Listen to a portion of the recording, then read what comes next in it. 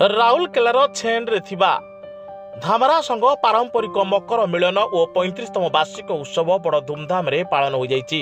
ଉତ୍ସବକୁ ସୁନ୍ଦରଗଡ଼ର ବିଜେପି ସାଂସଦ ଶ୍ରୀ ଜୁଏଲ ଓରାମ ଉଦ୍ଘାଟନ କରିଥିବା ବେଳେ ମୁଖ୍ୟ ଅତିଥି ଭାବରେ ଶ୍ରମ ତଥା ଇଏସ୍ଆଇ ବିଭାଗୀୟ ମନ୍ତ୍ରୀ ଶ୍ରୀ ଶାରଦା ପ୍ରସାଦ ନାୟକ, ସମ୍ମାନିତ ଅତିଥି ଭାବରେ ରଘୁନାଥପାଲି ବିଧାୟକ ସୁବ୍ରତ ରାଇ, ମୁଖ୍ୟ ବକ୍ତା ଭାବରେ ଭଦ୍ରକରୁ ଆସିଥିବା ସାହିତ୍ୟକାର ଅଜୟ କୁମାର ପଣ୍ଡା, ସଂଗଠନର ଅଧ୍ୟକ୍ଷ ପ୍ରଶାନ୍ତ ବେହେରା, ସାଧାରଣ ସମ୍ପାଦକ ଭଗବାନ ରାଉତ, ସହାୟକ ସମ୍ପାଦକ ଅକ୍ଷୟ କୁମାର ଦାସ ମଞ୍ଚାସୀନ ଥିଲେ।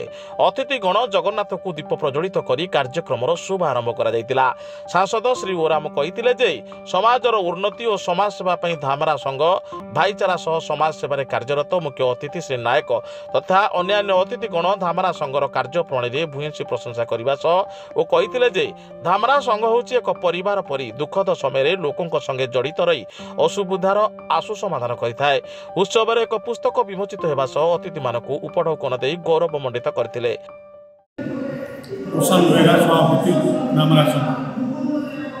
ଆଜି ଧାମରା ସଂଘ ତରଫରୁ 35ତମ ବାର୍ଷିକ ଉତ୍ସବ ପାଳନ କରାଯାଉଛି ଧାମରା ସଂଘ କାର୍ଯ୍ୟାଳୟରେ। ଧାମରା ସଂଘ ଗୋଟିଏ ଅଣରାଜନୈତିକ ଅନୁଷ୍ଠାନ। ଏଥିରେ ନା ବିଜେପି, ନା ବିଜେଡି, ନା କଂଗ୍ରେସ, କିନ୍ତୁ ସବୁ ଦଳର ଲୋକ ଏଠି ଅଛନ୍ତି। বিভিন্ন সময়ে আমি সোশ্যাল কার্যক্রমে এই ধামরা সংঘ দীর্ঘ 35 বর্ষ ধরি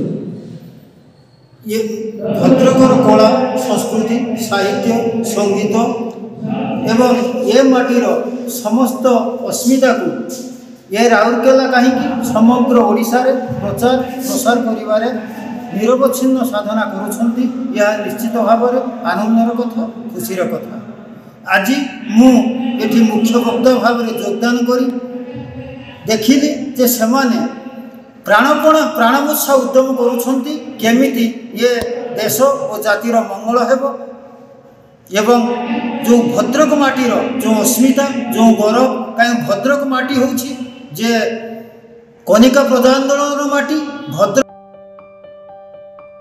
ରାଉରକେଲାରୁ ନବୀନ କୁମାର ପ୍ରଧାନଙ୍କ ସହ ଡକ୍ଟର ପ୍ରମୋଦ କୁମାର ଜଗଦେବଙ୍କ ରିପୋର୍ଟ, ସାଇ ସତ୍ୟ ନ୍ୟୁଜ୍।